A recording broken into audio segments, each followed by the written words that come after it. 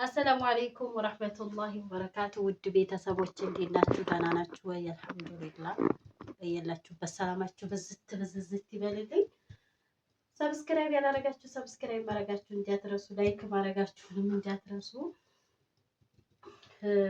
በነገራችን ላይ ጠፍቻለሁ።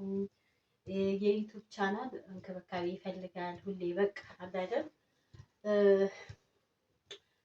ሁሌ እንድትከታተሉት ሁሌ ሸር እንድታደርጉበት በቻናሉ ይፈልጋል። ለምን ሰብስክራይቡ የሚያድገው ማለት ነው። ሁሌ ቪዲዮ ሲለቀቅበት ነው።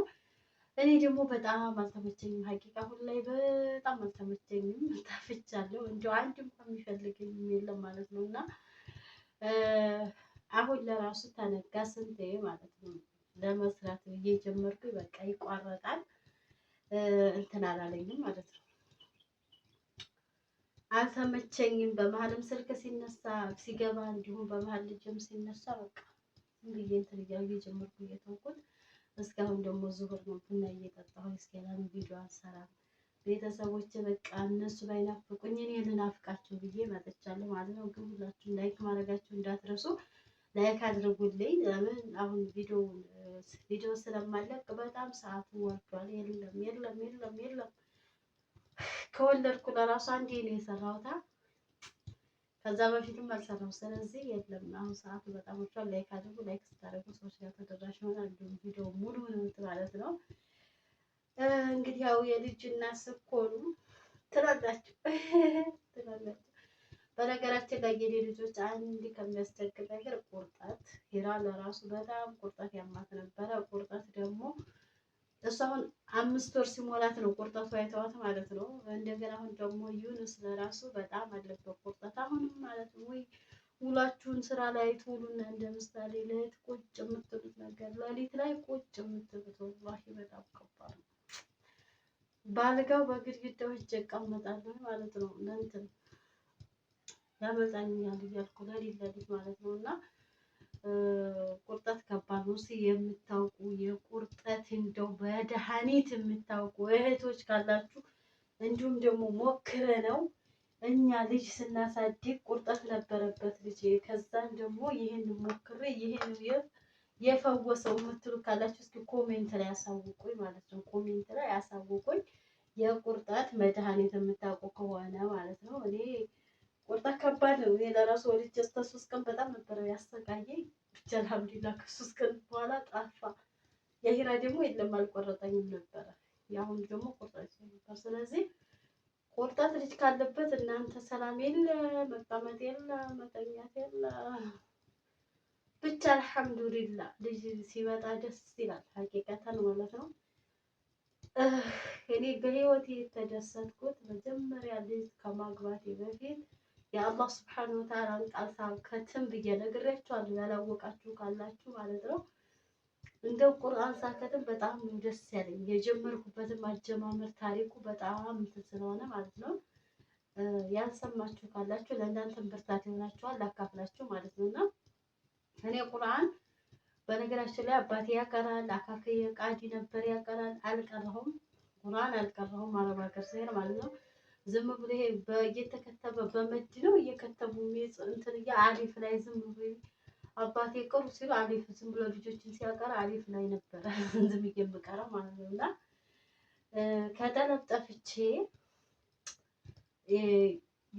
የአምባሰል ልጆች ጋር ነበረ የተቀላቀልኩት ማለት ነው። ወደ ላይ የጊራና እንዲሁም ደግሞ ዋይ ተክሎ ነው ዋይ ታህሎ ዞሮ የዛ ልጆች የመሀል አምባ ምናምን ነበሩና እና ያቺ ልጅቷ የጊራና ልጅ ናት። ሐራም መዲነቱል ሙነወራ ሐራም እንደጠፋሁ ልክ በ3 ቀን ወሰደችኝ። ነይ ተከተይ ብላ ማለት እኔ ልወስደኝ አስባ ሳይሆን ለሷ ብቻ ያው በእግር ስለሚኬድ ብቻዋን እንዳትሆን ነይ ተከተይኝ አለችኝ። አዲስ ጠፍቼ ስለነበረ ከጠለብ ጓደኛ እንዲሆናት ማለት ሲሄድ አላህ አይታችሁት መታወቁትና እንዲሁ ሲያስቀራ እንዲሁ ሲቀራ እኔ መስጊዱም አልገረመኝም ማለት እኔ ምንም እንትን አላለኝም። ለምን እንዲሁ አላውቅም። አለማወቅ ጅልነት አይደል? አላውቅማ ሐረም ይሁን ኢትዮጵያውን ምን ይሁን አላውቅም። እነዚህን ሀገር እኔ እንጃ።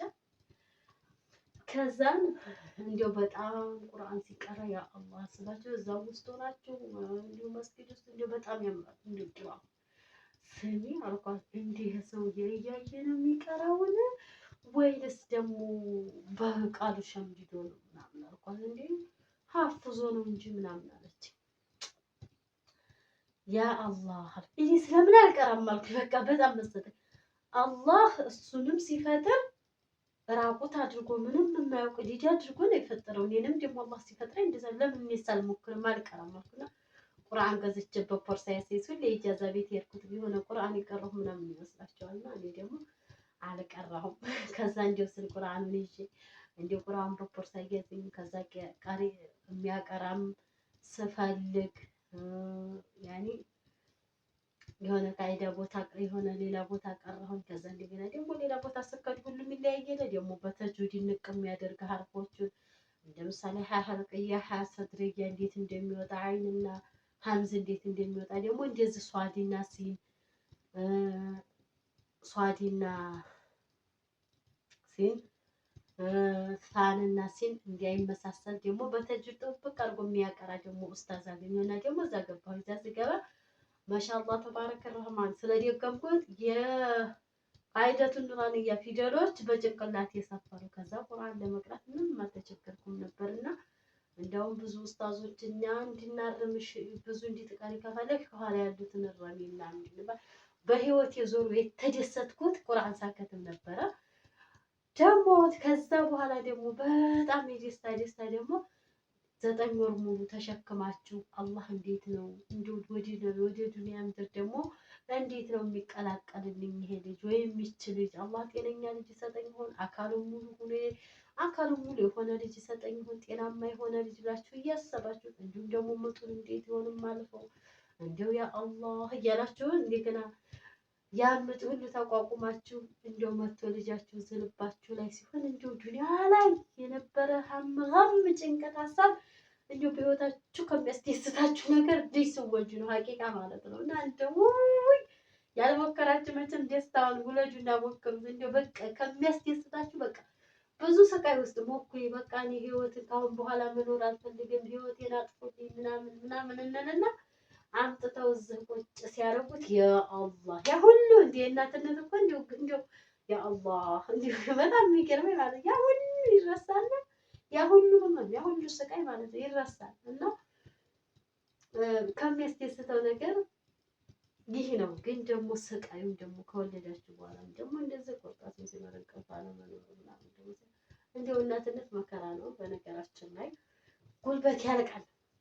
በዛ አጋጣሚ ልነግራችሁ የምፈልገው እንደው በጣም ተንዛዛውባችሁ ጉልበት ያልቃል።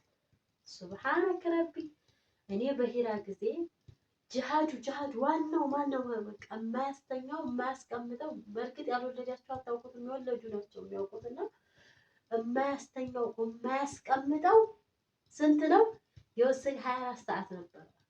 ያማኩት ከፍተኛ ጦርነት ነበረ። ውጫሌ ላይ ደግሞ መንገድ ኔትወርክ ሁሉ የመዘጋጋት ጦርነት ነበር። የዛኔ ኔትወርክ ተዘጋግቷል። በመስመር በምንም መደዋወልም የለም። ጦርነት በጣም ሰው ከቤት መውጣት ፈርቷል። በዛ ሰዓት በነበረበት 24 ሰዓት ሙሉ እንደዛ ሆኜ እንደገና ሪፈራል ማለት ነው። ያሁኑ ደግሞ እንደው ጃሃዱ ማስተኛው ማስቀምጠው ቁርጣቱ ለ6 ሰዓት ያህል ነው የቆየብኝ ማለት ለ6 ሰዓት ያህል ግን ማለት ነው። ለዛችም 6 ሰዓት እንደው አቅም አጥቼ ማለት ነው አቅም አጥቼ ውሃ እንዲሁ ሁሉ በቃ ዝልፍልፍልፍ ውሃ እየተረጨብኝ ማለት ነው። ሁለተኛ መውለድ ተራ የምሄድ ሁሉ አይመስለኝ። ጭራሽም ልረሳው አልቻልኩም። ወላሂ ላዚም ጭራሽ ልረሳው አልቻልኩም። እና አቅም ለክ ያልፋል። እኛ በሰው ቤት ጉልበታችን የተሞላ በቃ ያኔ ማማጥ ላይ ለራሱ የሂራ ለደቂቃ አልፈጀብኝም ማለት ጎበዝ ነሽ የሁለተኛው እንዴት ሊሆን ነው ምናምን እያሉኝ እንደውም ሀይቀር ይፈታተኛል። ልክ ሰገራ እንደማወጣው ያህል እንኳን ቆይ ያሁን እኮ ያ አላህ በቃ ልሞት ነው እያልኳቸው ዶክተሮቹ ለራሱ ማለት ነው። እንደው እንግዲህ ሶፊያ አንቺ ካሁን በኋላ መውለድ የማያስፈልግሽ እንስፋልሻለን። እዚህ እንደው ከባድ ደረጃ ያደረስኩበት ማለት ነው። እንደው እዛ እንኳን ዶክተሮቹ እንኳን አንቺ መውለድ ለራሱ ያስፈልግሽም ካሁን በኋላ እንስፋልሽ ተሳስተሽ ልውለድ እንዳትዪ በቃ ራሴን ስቼ ሁሉ ስለወደኩኝና ያሁኑ ከባድ ነበር። ያሁኑ ከባድ እንደው አንቺ እንኳን ሁለተኛ እኮ ገና ተለክተሽም የምታውቂ አትመስልም ምናምን እያለ በቃ የኔ ማህፀን ያልከፍታለ ምናለ በቃ እኔ እንደሆነ ፌንት ልበላ ሆንኩ።